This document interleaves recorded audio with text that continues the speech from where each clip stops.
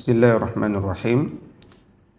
Hadirkan niat bermajelis, hadirkan niat i'tikaf di rumahnya Allah Subhanahu wa taala, hadirkan niat bersilaturahim, hadirkan niat mengisi waktu pagi dengan ilmu, dan marilah semua niat itu kita awali dengan basmalah. Bismillahirrahmanirrahim. Allahumma inna nas'aluka ilman nafi'an wa rizqan tayyiban wa amalan mutaqabbala. Allahumma anfa'na bima 'allamtana wa 'allimna bima yanfa'una wa zidna ilma. Amin ya Allah ya rabbal alamin. Sahabat seperjuangan menuju surganya Allah Subhanahu wa taala, uhayyikum jami'an bi tahiyatil Islam wa tahiyatul Islami salam. Assalamualaikum warahmatullahi wabarakatuh. Alhamdulillahi rabbil alamin, wa bihi nasta'inu ala umurid dunya waddin. Ashhadu an la ilaha illallah wa ashhadu anna Muhammad Rasulullah. Allahumma fasalli wa sallim wa barik ala sayyidina Muhammad sayyidil mursalin wa ala alihi wa sahbihi ajma'in, amma ba'du. Alhamdulillah, Allah Subhanahu wa ta'ala berfirman, a'udzu billahi minasyaitonir rajim, afala yatadabbaruna al-Qur'an am ala qulubin aqfaluha. Kenapa kalian tidak sempat tadabbur Al-Quran?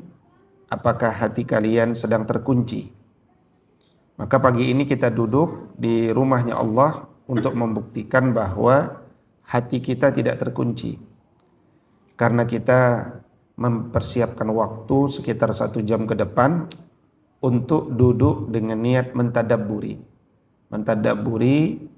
potongan-potongan ayat di dalam Al-Quran. Dan sahabat semuanya, seiring bertambahnya umur kita, maka yang seharusnya bertambah adalah ilmu, ya. Dan dengan ilmu mudah-mudahan bertambah amal. Ketika seseorang itu bertambah ilmu, ya, ketika seseorang itu mencari ilmu, maka dia memahami bahwa ilmu itu datangnya dari Allah. Karena Allah adalah pemilik ilmu. Allah Al-Alim. Dia adalah yang maha memiliki ilmu. Dan ilmu dari Allah Subhanahu wa taala itu diberikan kepada makhluknya, yakni manusia ini, supaya kita bertambah cerdas. Tapi yang dia berikan sejatinya pasti hanya setitik dibandingkan sekian banyak ilmunya. Buktinya saja, bumi ini dibandingkan luasnya tata surya itu juga ibarat titik gitu. Dan kita dibandingkan bumi juga ibarat titik. Jadi itu saja logika paling sederhana, bahwa yang setitik ini pun tidak bisa mengetahui bumi ini secara utuh, apalagi memahami tata surya, apalagi memahami galaksi, apalagi memahami yang lebih besar lagi. Maka kita ini sebenarnya tidak punya ilmu kalau dibandingkan dengan ilmunya Allah. Ya, kalau satu titik itu dianggap memiliki ilmu, ya sebenarnya kita tidak punya ilmu. Nah, bagaimana Allah Subhanahu wa taala membagi ilmunya itu kepada kita semuanya? Minimal ada 3 proses, ada 3 hal yang kita bisa rujuk sebagai sumber ilmu. Ya. Yang pertama adalah alam semesta ini. Ketika kita melihat alam semesta ini, kita akan mendapatkan ilmu di sana.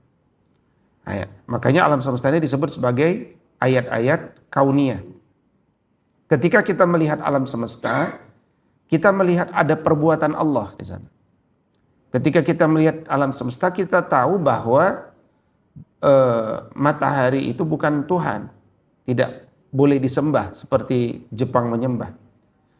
Bahwa bulan itu bukan Tuhan, karena dia bisa tenggelam. Bintang-bintang itu juga bukan Tuhan karena jumlahnya banyak. Jadi logika itu kan logika yang ditemukan oleh Nabi Ibrahim alaihissalam ketika dia merenungi sebenarnya siapa Tuhan. Maka pada hakikatnya Nabi Ibrahim alaihissalam sudah mendapati hakikat Tuhan itu. Bahwa dia adalah Tuhan yang satu. Dan itulah dakwah para nabi, wa ilahukum ilahu wahid. Ya, satu yang tidak ada duanya. Tapi persoalannya siapa nama Tuhan? Enggak tahu. Di ayat kauniyah itu kan kita enggak bisa mengetahui mana ayat nama Tuhan kita siapa. Tapi hakikat Tuhan kita tahu. Bahwa hakikat Tuhan itu ada.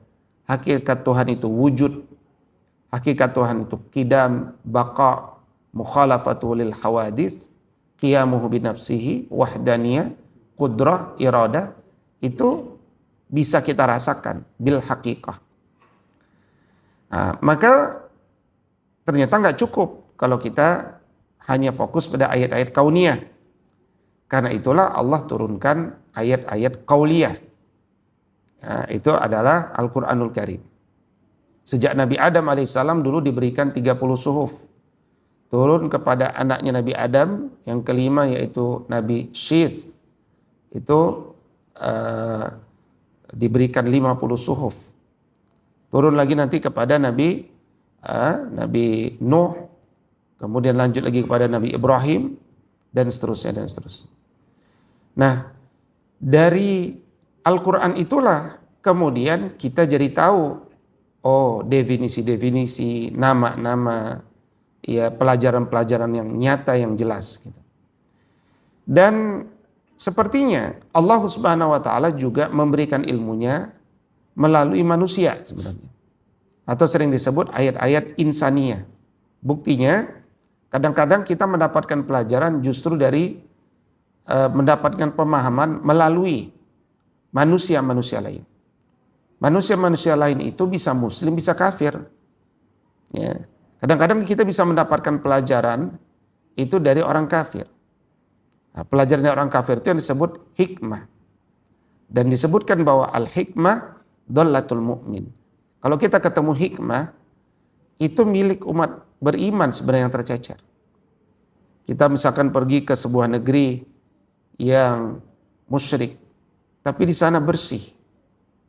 Bersih itu hikmah. Ya, kalau kita ngelihat sebuah masjid kan yang dilihat pertama kali bersih apa? Toilet, ya kan? Kalau kita ingin cari kampus bersih, bersih apa? Toiletnya. Kita mau cari PK, toilet. Toiletnya gimana? Bersih. Nah, bersih itu hikmah, sifatnya universal. Nah, terkadang dia ternyata lebih disiplin ditegakkan di negeri-negeri non-muslim. Nah, itu namanya hikmah. Ya. Misalkan ada orang-orang yang berjuang di LSM tentang bagaimana lingkungan itu harus terjaga. Nah, padahal mereka tidak membaca Al-Quran. Kok bisa fitrahnya itu mencintai lingkungan? Berjuang dari muda sampai mati lingkungan. Ya. Kemarin saya ngelihat ada di, kalau tidak salah di sebuah wilayah di Bekasi gitu ya. Wilayah itu sekarang sudah jadi hutan lagi. Hutan lagi di wilayah itu. Dan itu butuh waktu 25 tahun. Pejuangnya satu orang. Perempuan, ibu-ibu. Yang memang sejak muda dia sedih karena wilayahnya itu dulunya hutan jadi gersang. Nah, maka dia tanamin satu-satu. Sekarang sudah ada hutan lagi. Dan muncul juga mata air ya, dan seterusnya. Itu nah itu perjuangan satu orang. Itu dari situ kita akan belajar hikmah. Ya, hikmah yang seharusnya kita yang memiliki spirit itu. Nah, jadi ada 3 dan itulah kenapa Allah berfirman, a'udzubillahi minasyaitonirrajim, fa'alhamaha fujuraha wa taqwaha.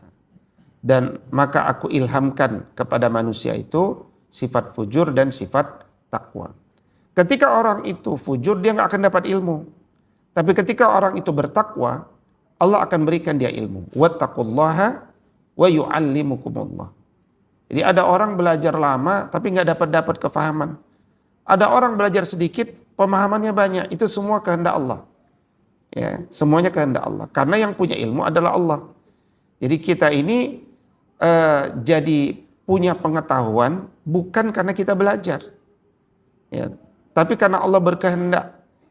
Allah ridho pemahaman itu turun kepada diri kita. Apa yang disebut pemahaman? Ketika ilmu itu turun ke dalam jiwa. Kalau ilmu itu hanya diketahui di dalam kepala, dia hanya sekedar pengetahuan. Nah, di level kognitif ini banyak orang punya level kognitif tinggi. Buktinya dia tahu, buktinya dia kalau ujian agama nilainya 9. Itu tanda level kognitifnya bagus. Tapi sholat subuhnya jam 9. Nah, itu tanda level afektifnya kosong. Antara kognitif sama afektif itu tidak menyambung. Nah, ketika afektifnya 0, maka afektif memerintahkan psikomotorik. Istafti qalbaka, minta fatwa sama qalbukmu. Nah, fatwa itu dikerjakan oleh siapa? Oleh jasad. Jasadnya nggak bergerak, dia tidur. Kenapa? Karena dia tidak dapatkan pemahaman itu bahwa sholat subuh itu harusnya ada waktunya, gitu kan? Itu satu contoh bagaimana disiplin antara akal, jiwa, jasad kembali lagi kepada akal, jiwa dan jasad. Maka apakah engkau berilmu? Kacamatanya bukan nilai di atas kertas. Kacamata orang berilmu itu adalah apakah dia jadi kenal Allah. Dan setelah dia kenal Allah, apakah dia tunduk kepada Allah? Dan cara dia tunduk kepada Allah, apakah sesuai dengan yang Allah ridhoi? Itulah makna bahwa innama yakhshallaha min ibadihil ulama. Sesungguhnya yang tunduk kepada Allah itu adalah orang yang punya ilmu. Ya, jadi kalau dia tidak punya ilmu, dia tidak punya alasan kenapa saya tunduk. Mungkin dia kelihatan tunduk, dia sholat, dia sujud, dia ruku. Tapi dia ikut-ikutan. Nah, orang itu sebenarnya tidak disebut punya ilmu. Dan itu terbukti, ada beberapa orang di luar negeri itu, ya, ada satu orang lah yang saya ketahui di Australia itu, dia bertanya, dia dia rajin sholat subuh, dan ini anak S1 ya, anak S1 sarjana. Tapi dia bertanya, sebenarnya kenapa sih kita sholat subuh? Gitu. Padahal dia rajin sholat subuh. Artinya psikomotoriknya bergerak, tapi bukan karena panggilan kolbu tuh. Nah, jadi ada lompatan, melompati kalbu antara akal lompat ke kalbu. Bahkan akalnya mungkin masih kosong. Nah, terus ditanya, kenapa kamu sholat kalau begitu? Saya itu sholat karena disuruh ibu saya. Ya, oh gitu. Kenapa kamu sholat disuruh ibu kamu? Iya, saya itu menghormati ibu saya. Karena ibu saya itu berjuang sendiri di Australia karena ayah saya sudah meninggal. Jadi ibunya orang Indonesia, ayahnya orang Australia. Nikah, tinggal di sana, suaminya meninggal, ibunya nggak bisa bahasa Inggris yang bagus. Anaknya lancar bahasa Inggris, ibunya nggak bisa ngomong dengan anaknya. Nah, ini problem ya. Jadi ibunya itu nggak bisa jelasin tentang itu. Jadi ngomongnya umum saja. Nah, jadi itu alasannya kenapa anak itu kelihatan rajin sholat subuh, tapi dia tidak tahu kenapa dia sholat subuh. Nah, ya. Jadi menyambungkan antara akal, jiwa, dan jasad itu penting. Nah, ketika kita membaca Al-Quran untuk mendapatkan ilmu, supaya kita bisa beramal, ya, maka Al-Quran itu dia kumpulan dari berapa jumlah ayat? Jumlah ayat berapa? 100? 6.236 ayat. Ya, 6.236 ayat. Dari 6.236 ayat ini mengandung 6.666 kandungan ayat. Dari 6.236 ayat itu mengandung 77.439 kata. Dari 77.439 kata itu mengandung 340.740 huruf. Ya, huruf. Nah, kenapa sampai jumlah huruf dihitung? Imam Syafi'i juga punya hitungan ya dengan jumlah huruf. Kenapa mereka menghitung huruf? Karena memang ilmu itu berawal dari huruf. Di dalam bahasa Arab itu bahkan ada huruf yang juga kata. Bahasa Inggris juga ada. Ya, ya, sebuah kan. Nah, kalau bahasa Arab ada la sungguh, tak demi, ka seperti, wa dan, fa maka, ba dengan. Jadi semua itu berawal dari huruf. Maka jangan meremehkan kalau membaca Quran, tegakkanlah setiap huruf dengan benar. Alif, misalkan alif lam mim, alif lam mim, alif, nggak ada panjang pendeknya, bacanya harus tetap jelas, serius, jangan remehkan itu huruf alif, bacalah alif, gitu kan. Jangan alif, itu fitnah, gitu kan. Alif, tapi alif. Itu saya contoh. Jadi jangan kau tinggi-tinggi menegakkan peradaban sebelum kau terbiasa menegakkan setiap huruf di dalam Al-Quran. Nah, huruf kemudian kan membentuk kata. Kata membentuk kalimat. Kalimat itu ada SPOK, subjek, predikat, objek, keterangan. Ada fa'il, ada fi'il, ada maf'ul. Maf'ul bih, awal, sani, nah, gitu. Sama. Baru kita bisa paham satu kalimat. Apalagi dia membentuk paragraf, lebih paham lagi. Kadang-kadang ada satu kalimat di dalam ayat Al-Quran, tapi tidak membentuk makna. Kita nggak bisa paham kecuali ada ayat sebelumnya atau ayat sesudahnya. Nah, maka kumpulan ayat yang akhirnya menjelaskan makna daripada sesuatu, makna itu tibanya dari akal turun kepada jiwa. Nah, tibanya atau kedatangan makna kepada jiwa dan tibanya jiwa kepada makna akan sesuatu. Sesuatu itu bisa fenomena atau noumena, kalau bahasa filsafatnya noumena. Apa adanya, tidak lebih, tidak kurang, itulah yang disebut ilmu. Itu tuh definisi lengkap ilmu. Ya. Nah, jadi baru kita mulai mengkaji materi ini. Jadi saya tadi itu ingin menyampaikan ilmu itu apa sebenarnya. Ya, jadi itu yang menyebabkan orang itu akhirnya sholat subuh jadi kembali jam 4 lewat 10 ya, atau jam 4 lewat 20, itu karena dia akhirnya paham secara holistik, utuh gitu ya. Nah, karena itu selain kita jangan meremehkan setiap huruf di dalam Al-Quran, berarti kita juga jangan meremehkan setiap kata di dalam Al-Quran. Huruf saja tidak diremehkan, apalagi kata. Nah, di dalam Al-Quran, kata paling dasar dalam bahasa Arab itu ya fa'ala. Ya, fa'ala itu wazannya fa'ala. Nah, itu 3 huruf. Fa, ain, lam. Secara umum 3 huruf. Ya, secara umum. Nah, tetapi ada yang 4 kata, 5 kata, 6 kata, 7 kata, 8 kata, 9 kata, 10 kata. Bahkan ada yang 11 kata. Nah, yang 11 kata itu hanya 1 kata. Kata apakah itu? Ya, mohon izin afan, 11 huruf. Ya. Ya, ada 3 huruf, 4, 5, 6, 7, 8, 9, 10, 11 huruf. Jadi hanya ada 1 kata di dalam Al-Quran yang mengandung 11 huruf.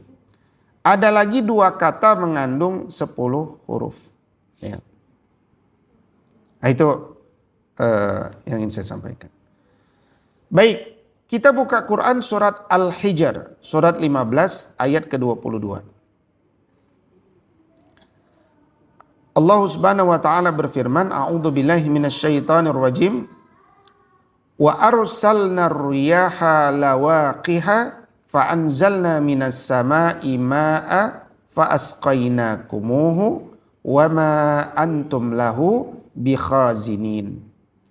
Wa arsalna, dan kami utus, kami kirim, kami tiup ar-riyah, jamak dari ar-rih, yakni angin-angin, lawaqih, untuk supaya terjadinya proses. Ya, lawaqih, supaya terjadinya sebuah proses. Jadi angin itu ditiup agar terjadi satu proses. Kenapa? Angin itu akan menubruk sesuatu. Menubruk benda-benda padat, ya, menubruk benda-benda cair. Nah, kemudian fa'anzalna minas sama'i ma'a. Maka, nah berarti maka ini ada kaitannya. Dan fa di sini adalah fa atof, dia menyambung, artinya dengan segera. Fa'anzalna minas sama'i ma'a. Maka kami turunkan dari langit itu air. Fa'asqainakumuhu. Nah, inilah dia huruf yang panjang itu. Fa'asqainakumuhu. Maka kami pun memberikan minum kepada kalian dengan air itu. Wama, dan tidaklah antum kalian lahu terhadap air tersebut bikhazinin, ya, merawatnya, menjaganya, memastikannya tetap ada atau menyimpannya. Jadi ketika kita membaca Quran surat Al-Hijr ayat 22, nggak ada masalah kalau antum bacanya dari Isya sampai subuh nggak tidur-tidur, hanya baca satu ayat, ini boleh. Karena Nabi SAW juga pernah melakukan hal seperti itu pada ayat yang lain. Ya, pada ayat yang lain, ayat yang menceritakan tentang hukuman kepada manusia, ya, di atas dasar kecintaan Nabi kepada umatnya itu. Ya. Jadi ketika membaca Quran itu kita tidak boleh terburu-buru. Kalau orang baca terburu-buru nggak dapat makna. Maka kita ikuti perintah Allah, warattilil Qur'ana tartila. Bacalah Quran itu dengan pelan-pelan. Supaya makharijul hurufnya terjaga, tajwidnya benar, dan litadabbur, kita akhirnya bisa menikmati kata dengan kata. Tadabbur itu kan menikmati kata demi kata. Wa dan arsalna, kami telah kirim. Kenapa pakai na? Na dari nahnu. Na itu adalah li ta'zim, ya. Bagaimana Allah itu mengagungkan dirinya atau membuat kita mengagungkan Allah Subhanahu wa taala. Ya. Nah, itu menggunakan kata kami, ya. Jadi di sini ada kata wa arsalna, dan telah kami kirim. Ar-riyah yaitu angin, lawaqih, supaya terjadi proses. Fa anzalna, maka kemudian kami turunkan minas sama, dari langit, ma'a yaitu air. Fa asqainakumuhu, maka kemudian kami berikan minum kalian dengan air tersebut. Wa ma antum lahu bikhazinin, dan tidaklah kalian itu mampu menyimpannya. Sampai di sini kita belajar tentang bahwa Allah itu kausa prima. Allah sebab dari segala sesuatu. Dan ketika kita belajar ilmu hayat, ilmu alam, ilmu tentang kehidupan, itu adalah menjadi adabnya. Kalau kita suka baca Quran begini, ya, itu nanti gaya ngomong kita akan berubah. Menjadi salah satunya dalam konteks ini, kita selalu membiasakan menjadikan Tuhan itu segala sesuatu. Misalkan Bapak Ibu pakar gempa, ya kan? Kemudian terjadi gempa di negeri kita, kemudian diundang di Metro TV atau TV One, kemudian disuruh bicara apa penyebab gempa ini. Orang yang berilmu, dia akan mengatakan kalimat pertamanya apa itu? Allah. Itu berarti dia senang baca Quran. Allah. Allah malam ini dengan takdirnya menggerakkan lempengan bumi, ya, di wilayah patahan. Itu semua yang menggerakkan Allah, dia tidak bergerak sendiri. Nah, itulah makna Allah itu Rabbul Alamin. Allah itu Rabb. Allah itu the true Murabbi.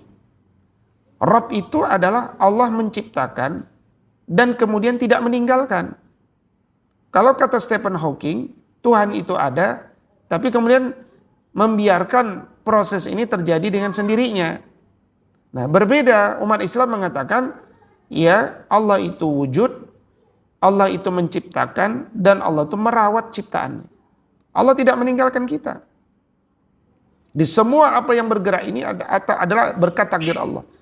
Kalau tidak Allah jaga, ini matahari sudah terbit dari barat.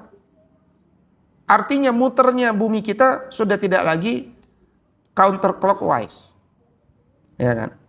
Kita ini kan umroh itu bergerak menyatukan diri dengan cara Allah menggerakkan bumi dan bagaimana rotasi-rotasi terjadi di alam semesta ini kan. Menyatukan diri. Ya, makanya orang kalau pulang umroh buat kopi juga dia ngaduknya ke kiri. Ya, ngaduknya ke kiri 7 kali ngaduknya ya kan. Ya, karena dia rasa ini rasanya lebih nikmat Ustaz kalau buat kopi muternya ke kiri gitu. Apalagi kalau airnya pakai air zam-zam gitu kan. Luar biasa kopinya. Nah, jadi Allah menjadi sebab dari semua sesuatu. Ini menjelaskan rububiyah Allah Subhanahu wa taala. Tapi ayat ini ditutup dengan kelemahan manusia. Bahwa manusia itu nggak mampu gini dan seterusnya, nggak mampu. Tapi dijelaskan dengan awalnya kebesaran Allah. Jadi satu sisi ayat ini bicara tentang rububiyah Allah, kemudian ditutup bahwa engkau itu punya kelemahan. Nah, itu artinya bahwa kesombongan ya tidak layak milik manusia. Kesombongan itu adalah selendangnya Allah. Ya. Jadi wa arsalna riyaha lawaqih. Dan kami kirim angin itu lawaqih untuk menghadirkan sebuah proses. Proses apa yang terjadi? Nah, dulu ulama di masa dulu sudah menafsirkan secara ilmiah. Ya, apalagi misalkan di sana itu kan kurma ya. Kurma itu ternyata ada kurma jantan dan ada kurma betina. Kurma itu ada kurma jantan dan kurma betina. Jadi kalau kita nanam kurma kok nggak berbuah, ya karena nggak ada lawannya, gitu. Ketika saya ke Thailand, itu 6 jam dari Bangkok ada kebun kurma. Kebun kurma di sana tempatnya tinggi tuh di bukit ya. Jadi bukan tempat panas, tapi kebun kurmanya maju, ya maju kebun kurmanya luas. Nah, ternyata terjadi proses intervensi pada pembuahan itu, yaitu penyerbukan itu dilakukan secara manual. Dari jantan dipotong, diserbukan kepada kurma betina. Nah, itu terjadi secara manual, intervensi manusia gitu. Nah, tetapi di bumi Jaziratul Arab yang panas, angin ya, Allah yang mengirimkan angin memindahkan serbuk sari dari satu tumbuhan ke tumbuhan yang lain. Sehingga terjadilah proses penyerbukan, pembuahan, dan ini fakta ilmiah yang hari ini difahami oleh sains modern. Dan ini penafsiran yang pertama. Tapi tampaknya penafsiran ini tidak satu konteks dengan ayat itu secara utuh. Karena ayat itu menggunakan kalimat fa'atof tadi. Ya, yaitu fa' sambung yang menceritakan bahwa ujung akhir itu air minum. Ujung airnya air minum. Maka ada penafsiran yang kedua, yaitu angin membawa uap air, menggumpalkannya menjadi awan, lalu awan itu dipertemukan dengan angin dan berproses sehingga turunlah hujan. Ini namanya proses apa? Proses penguapan hingga lahirnya hujan. Ya, siklus hidro apa itu? Ya, tentang air lah pokoknya. Nah, jadi menarik kalau kita lihat situasi antara antara daratan sama lautan hari ini. Daratan itu dalam Al-Quran al-bar. Ya, kalau albir itu kebaikan, al-bar itu daratan. Ya, al-bar itu daratan. Lautan itu al-bahar. Nah, kalau kita lihat jumlah kata al-bar wal bahar fil Quran itu kalau dibulatkan ya sekitar al-bar itu 30%, bahar itu 70%. Detailnya sih sebenarnya 60 something ya. Nah, pada faktanya hari ini dengan proses yang terjadi ke pulau-pulau ya, Konon kabarnya pulau-pulau ini dulu adalah satu benua besar. Ya, kita Malaysia, Singapura, Thailand dulu satu lempengan yang sama, terpecah menjadi potongan-potongan pulau. Tapi pada fakta yang sekarang ini juga antara daratan dengan lautan itu kalau dibulatkan sekitar 70-30 juga. Nah, itu sebuah realitas ya yang bisa kita baca antara ayat kauliyah dan ayat kauniyah. Nah, realitas berikutnya kalau saya pelajari tentang sumber penguapan sedunia dan proses pengirimannya itu di beberapa buku-buku fisika dijelaskan bagaimana kemudian Allah itu menjadikan penguapan lebih banyak dari lautan. Lebih banyak dari lautan, tergumpal sebagai awan, dikirimkan angin, angin itu berhenti di atas daratan. Ya, jadi penguapannya lebih banyak dari lautan, pengirimannya lebih banyak di daratan. Nah, sekitar 60-40% itu.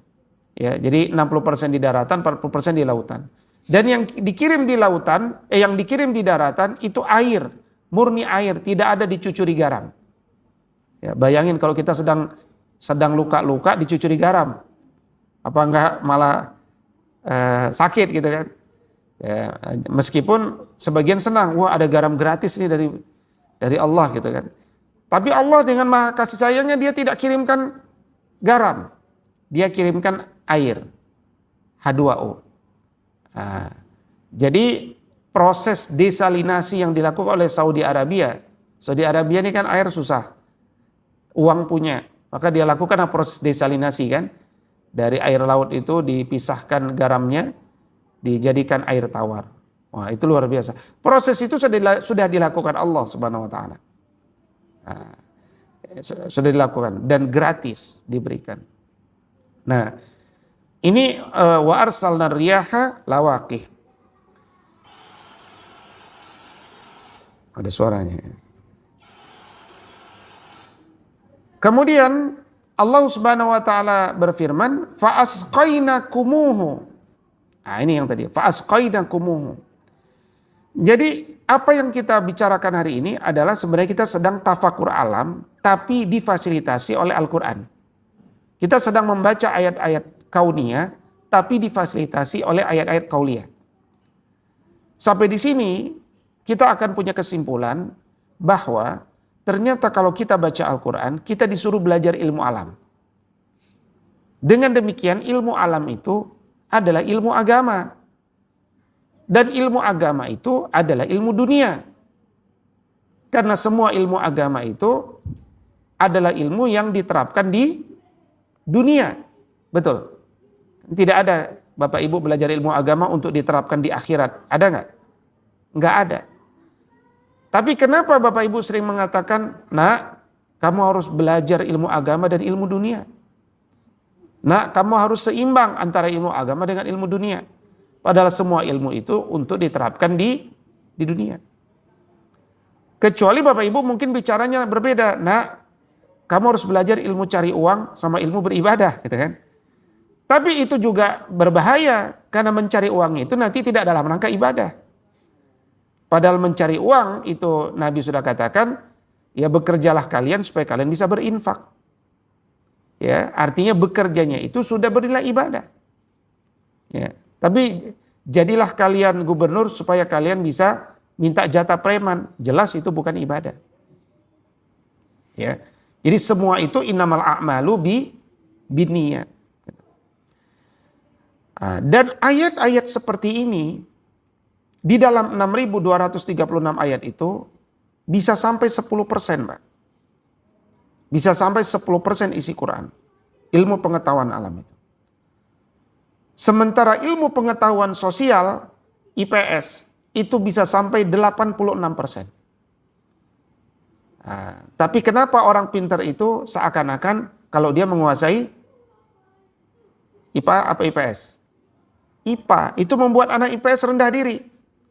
Sejak puluhan tahun yang lalu. Ya. Dan membuat anak IPA sombong. Padahal dia cuma tahu ilmu alam yang 10% itu.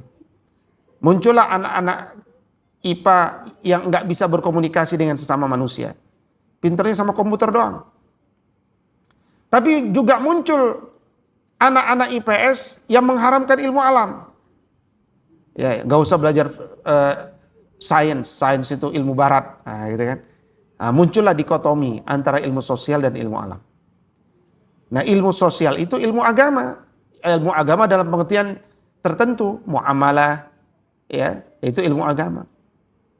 Nah, jadi kita telah dikotak-kotakan dengan sesuatu yang tidak perlu dikotak-kotakan. Kenapa? Karena kita menjauhkan diri dari Al-Quran. Gimana cara menjauhkan diri dari Al-Quran? Quran dicukupkan belajar tajwidnya saja. Dan hafalan surat-surat pendek saja. Itulah pelajaran Quran kita hari ini. Belajar tajwid dan belajar surat-surat pendek. Berhenti, udah selesai. Karir kita baca Quran kan cuma sampai di situ. Belajar tajwid sama seorang guru dan belajar surat-surat pendek. Niat surat pendeknya apa? Supaya buat sholat, gitu kan? Kalau sholat nanti bacaan surat pendeknya ada. Udah, memang awal niatnya kita sudah keliru. Jadi karir kita pun berhenti. Tapi kalau karir kita dilanjutkan, baru kita sadar bahwa ternyata Quran itu sumber kecerdasan holistik kita. Ya, sumber kecerdasan holistik kita. Nah, kalimat fa'asqainakumuhu itu memadatkan cerita panjang yang tadi kita ceritakan. Sehingga dia butuh 11 huruf itu kalau kita menikmati kata ini, itu kata yang menggambarkan satu proses yang panjang dari hulu ke hilir sampai kita bisa minum. Gitu. Nah, itulah kenapa dia menjadi kata yang terpanjang, karena memang maknanya panjang di dalam kalimat itu. Ya, bukan kalimat yang sederhana, kamu saya kasih minum, gitu. Itu terlalu sederhana, nggak ada berpikirnya itu. Tetapi kok bisa ada air di padang pasir, gitu kan? Bagaimana mungkin bisa terjadi, prosesnya bagaimana? Itu panjang prosesnya, sepanjang sekarang udah jam 5.16. Ya. Tapi itu dipadatkan dengan kalimat fa'asqainakumuhu. Jadi memadatkan satu proses pemberian air ke dalam satu kata. Ya. Ke dalam satu kata. Kemudian ayat itu ditutup dengan kalimat, ini proses panjang loh, kompleks loh. Kemudian Allah tutup, wa ma antum lahu bikhazinin. Kalian gak mampu loh melakukan proses yang panjang itu. Kalian hanya bisa mengeksploitasi. Kalian hanya bisa make. Ya, kalau kalian gak mau merawatnya juga, gak tahulah mau diomongin apa lagi, kira-kira begitu. Maka kalau kita tidak bisa merawat alam ini, yang terjadi adalah kerusakan. Zaharal fasadu fil barri wal bahri bima kasabat aydin nas. Pada saat manusia berhenti berpikir, pada saat itu muncul kerusakan. Muncullah kerusakan di muka bumi ini disebabkan tangan-tangan manusia. Di muka bumi itu apa? Di daratan dan di lautan. Fil barri wal bahri bima kasabat aydin nas. Kita pun melihat ikan-ikan yang di dalam lambungnya banyak plastik. Dosa siapa? Ya kan? Kita pun melihat ya penyu paru-paru, penyu kura-kura dan seterusnya. Jadi ini menegaskan bahwa Allah yang melakukan semuanya. Manusia nggak punya andil. Menyimpan, mengatur, menciptakan, nggak punya andil. Maka jangan lupa wahai manusia, aku ciptakan engkau itu untuk menjadi khalifatun fil ardi. Itu kalian nggak boleh lupa. Khalifatun itu adalah wakil Tuhan, khalifatun itu adalah pengganti. Artinya apa? Tugas kita menjaga bumi, jangan sampai rusak. Dirawat, jangan sampai ada yang tersakiti. Jaga nikmat Allah ini, karena motivasi hidupmu adalah khalifah. Kata Al-Imam Az-Zamakhsyari, ayat ini menjelaskan bahwa kalian tidak bisa menyimpan air di perut bumi. Ya, dan mengeluarkannya sesuai kehendak kalian. Kalian juga nggak mampu mencegah air itu hilang atau air itu menjadi asin. Ini adalah penegasan kekuasaan mutlak Allah dalam mengatur siklus air. Nah, kalau kita lihat dari kacamata ilmu tentang tanah, ternyata Allah membuat lapisan-lapisan itu luar biasa. Lapisan-lapisan itu luar biasa. Dan lapisan-lapisan itu ternyata bukannya lapisan padat.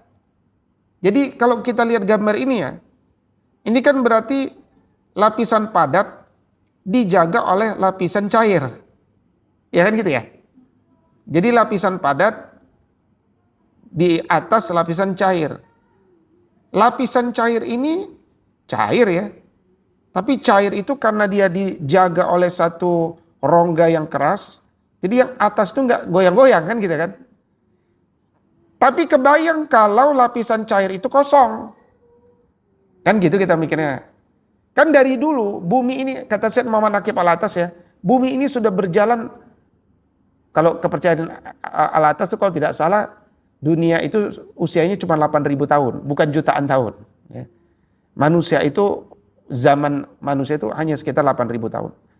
Ya, kan Al-Atas yang saya ketahui tidak meyakini Nabi Adam itu lahirnya jutaan tahun yang lalu, nggak ada gitu ya. Ya, jadi jarak manusia itu nggak panjang, 8.000 tahun yang lalu. Dan selama ribuan tahun itu, bumi ini nggak pernah rusak. Yang rusak itu hanya orang-orang di atasnya itu. Ya, belum ada lempar nuklir, lempar bom Hiroshima, itu nggak ada dari dulu.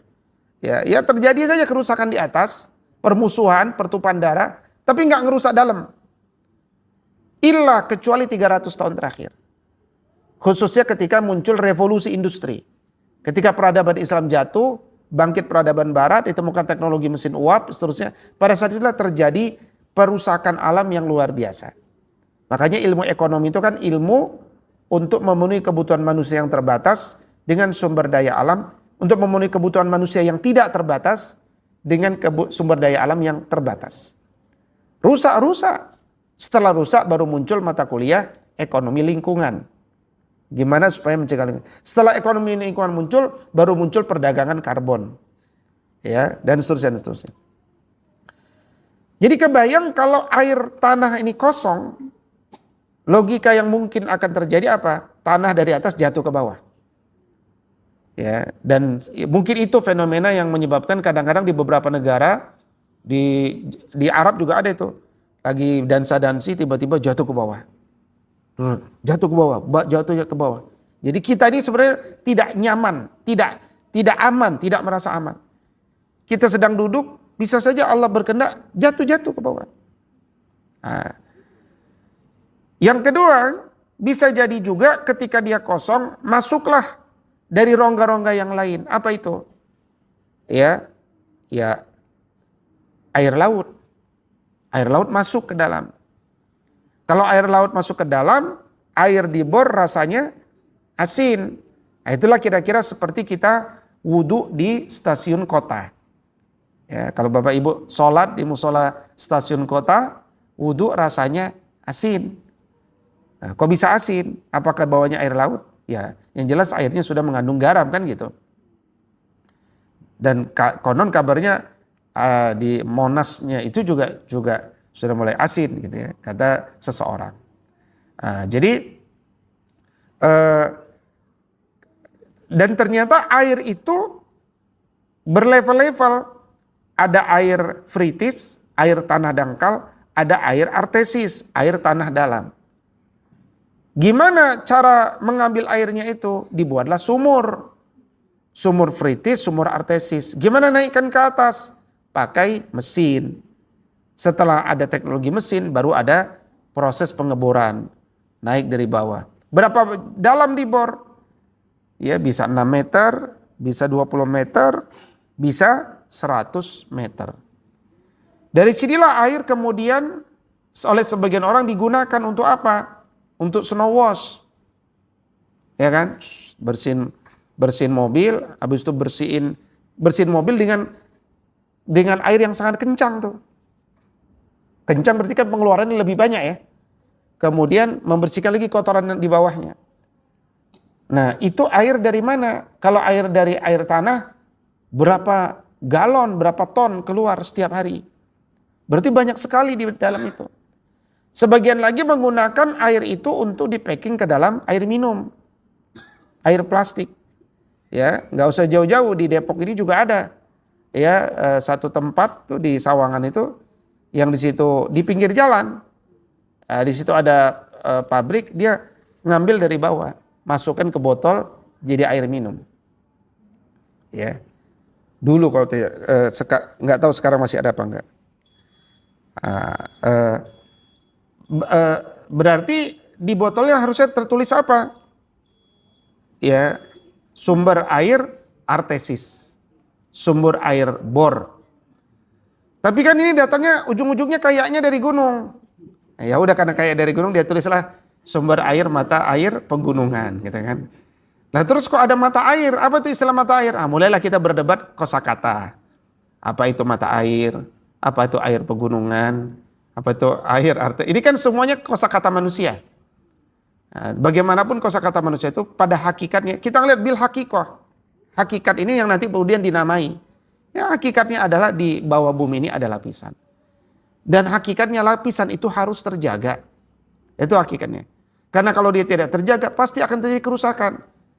Dan kalau dia kosong, tadi jatuh salah satu kemungkinan, masuk air laut kemungkinan yang lain.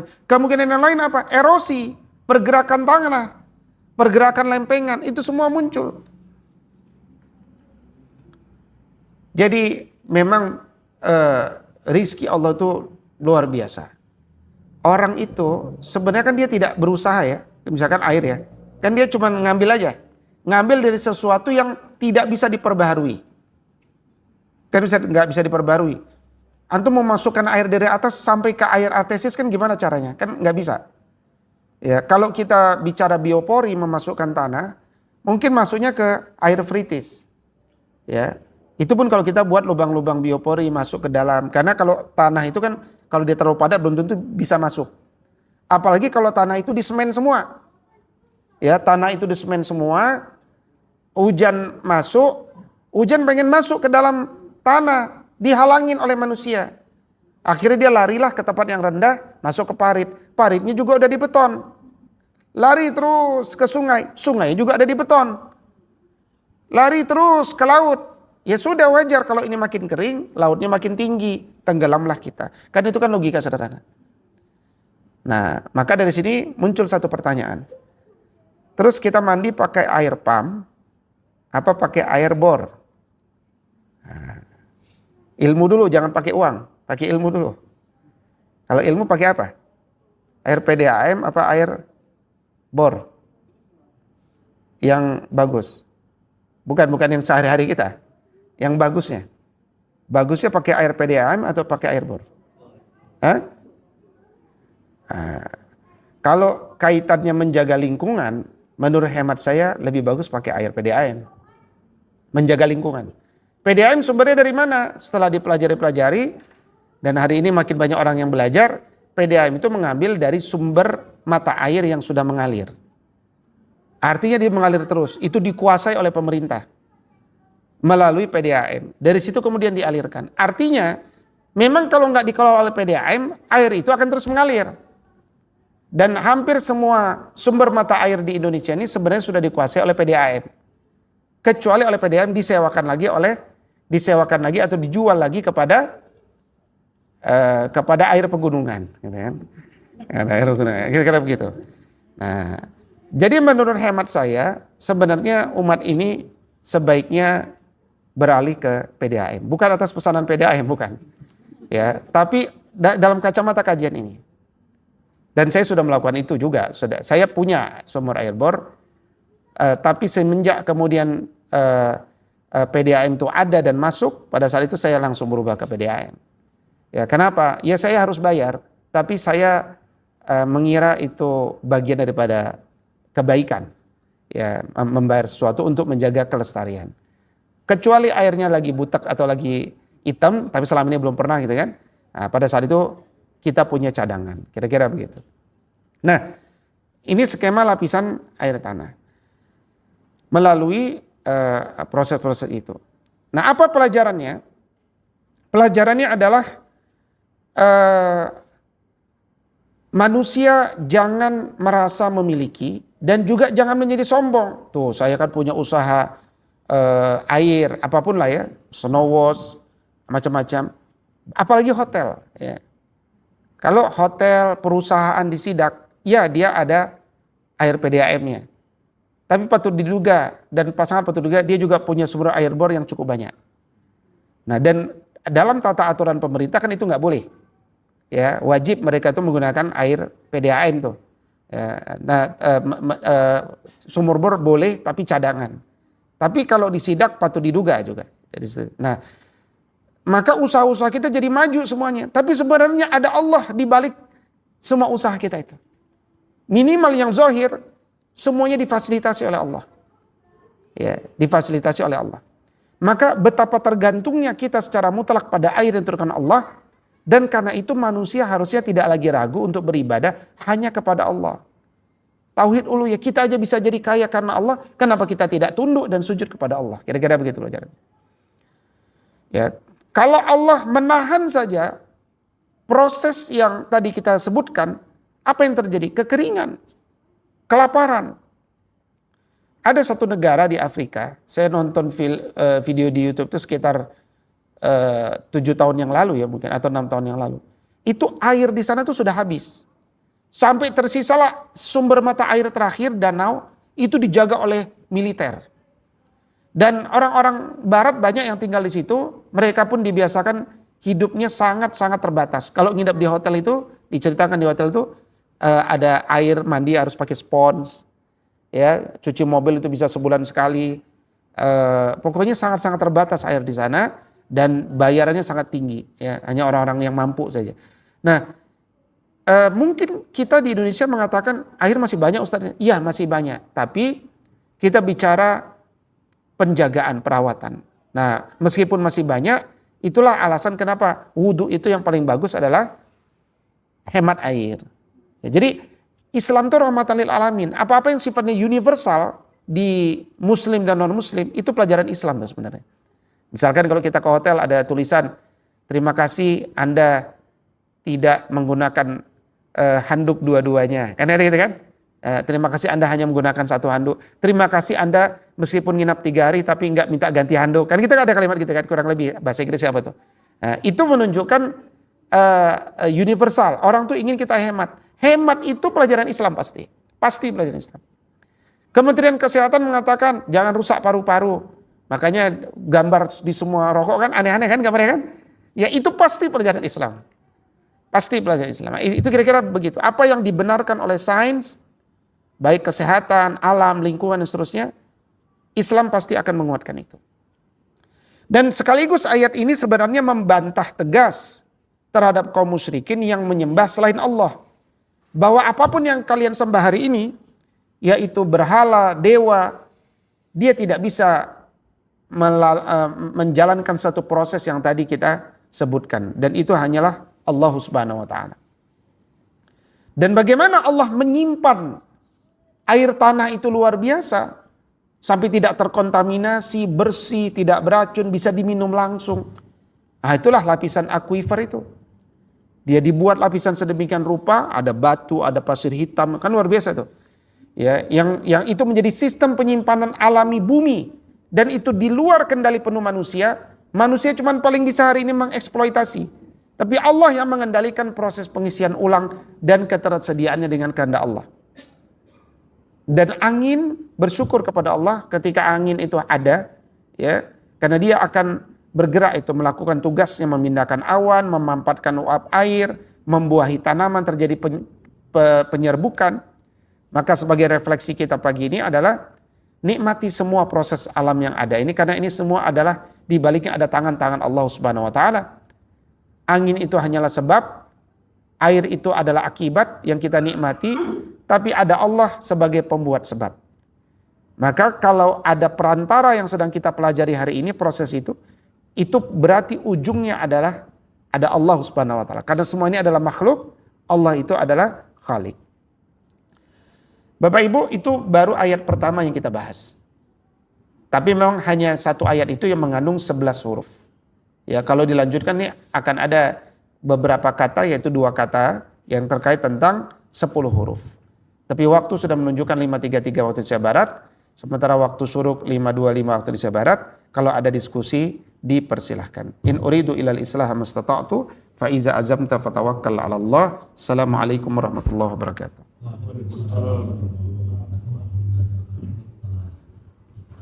Sama-sama kita belajar sama-sama. Seterus air Silakan Bapak Ibu bila ada yang kurang jelas atau bertanyakan. Sudah jelas kok. Ada Bapak Ibu? Sudah jelas kok, Ustaz. Atau mungkin dilanjut dengan yang Ada yang rajin bertanya ada?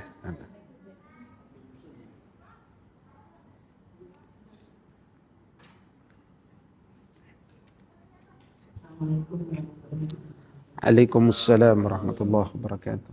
Ustaz, ini receh banget sih Ustaz. Itu gimana cara ngitung 11 hurufnya sih Ustaz? Cara 11 hurufnya. Iya, yang di pas poina. Iya, iya.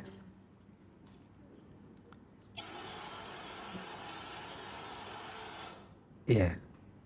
Fa itu 1, alif 1, sin 1, 3, qaf 4, ya 5, nun 6, kaf 7, mim 8, waw 9, ha 10. Ya. 10 huruf ya. Hah? Ya, itu ada alif. Itu yang kemudian membuat hitungan antara Imam Syafi'i sama jumhur ulama berbeda. Kalau antum lihat tanya Imam Syafi'i itu ngitung berapa? 1.072 huruf. Nah, itu karena Imam Syafi'i menghitung sampai huruf-huruf yang tidak terlihat. Ya. Ya. Begitu mungkin. Ya. Satu lagi Ustaz, tapi maaf sebelumnya mungkin kalau dari konteks Iya boleh. yang bulan lalu saya nggak kebagian waktu itu. Bagian. Jadi yang tentang kota Madinah itu ada orang munafiknya juga kan ya Ustaz ya? Ada. Nah terus kalau munafik itu kan di situ kan misalnya dicontohkannya Abdullah bin Ubay bin Salul itu ya Ustaz. Iya. Terus kita kan tahu kalau apa sih disebutkan juga waktu itu tuh orang munafik itu tuh menempati posisi di neraka itu yang paling bawah ya Ustaz ya. Iya, fi asfala safilin. Terus kan kita juga ada hadisnya Ustaz ya, yang Rasulullah bilang ciri-ciri munafik itu apabila berkata bohong, kan, berjanji itu dia ingkar, kalau amanah dia hianat. Nah kalau munafik yang masuk ke kategori asfala safilin itu munafik yang kayak Abdullah bin Ubay atau munafik yang ciri-ciri yang 3 itu Ustaz. Karena kan misalnya kan kalau mungkin kan kadang tanpa sadar kita suka udah janji lupa gitu Ustaz. Terus kita berkata kadang kalau kelebihan jadi suka ada bohong-bohongnya gitu Ustaz ya. Nah apakah itu termasuk yang nanti di asfal safilin atau bagaimana Ustaz, munafiknya itu seperti gimana ya Ustaz? Iya. Bismillahirrahmanirrahim. Pertama, ciri orang munafik itu bukan hanya 3. Tapi dalam redaksi itu Nabi menyebutkan ada 3. Ya, tetapi kalau kita membaca rubuk pertama ayat Al-Quran, yaitu ayat ke-8 sampai ayat ke-20, itu kan 13 ayat bicara tentang munafik. Ya. Coba kalau kita lihat ayatnya ya.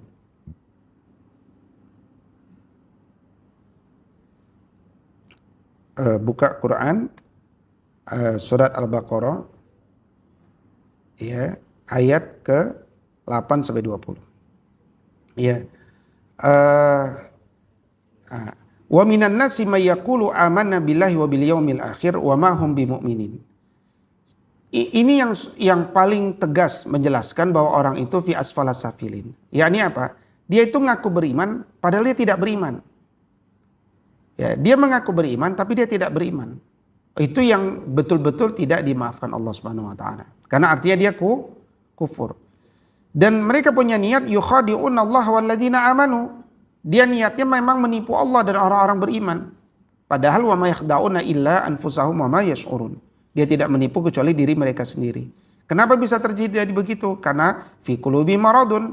Di dalam kalbu mereka ada penyakit, nggak disembuhin, fazadahumullahu marada, maka Allah akan tambahkan penyakitnya. Walahum adzabun alim, bagi mereka azab yang pedih, bima kanu yakdzibun, disebabkan dustanya itu.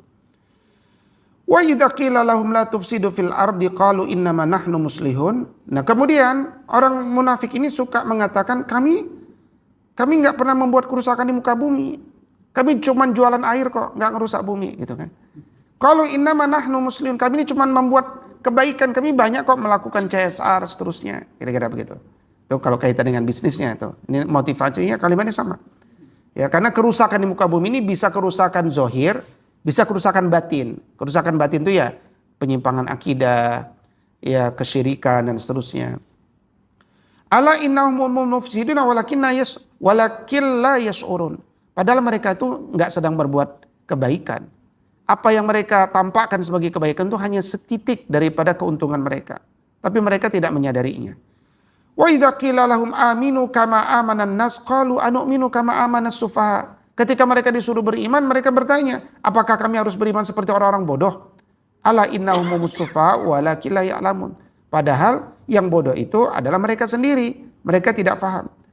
Ya, wa idza laqul ladzina amanu qalu amanna wa idza khalau ila syayatin qalu inna ma'akum innama nahnu mustahzi'un.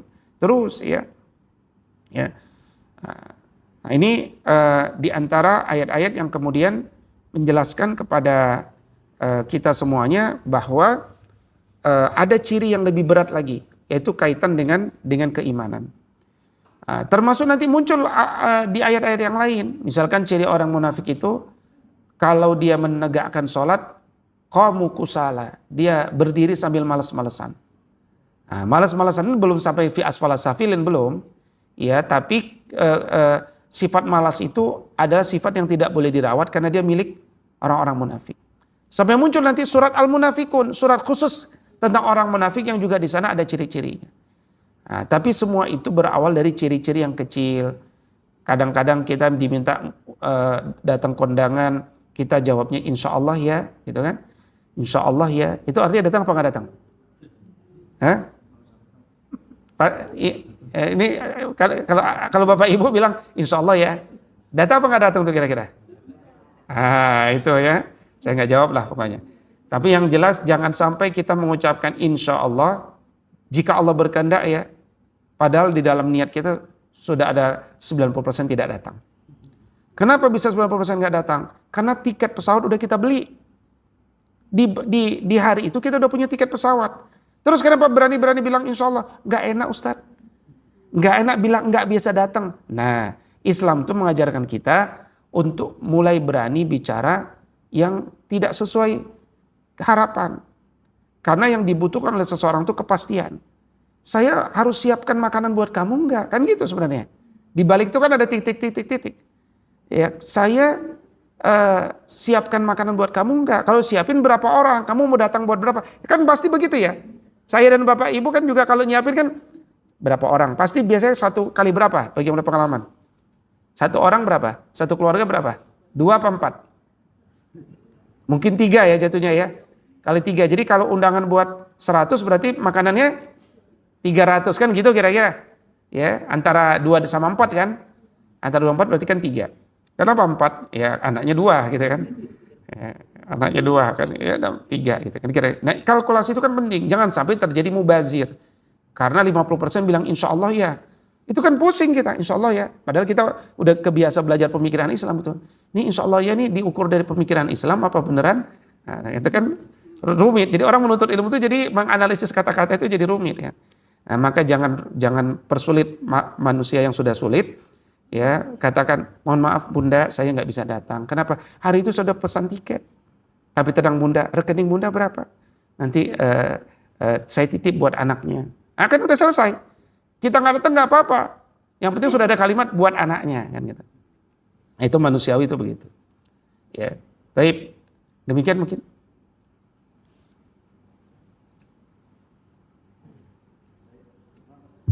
Silakan Bapak Ibu terakhir mungkin kalau ada pertanyaan.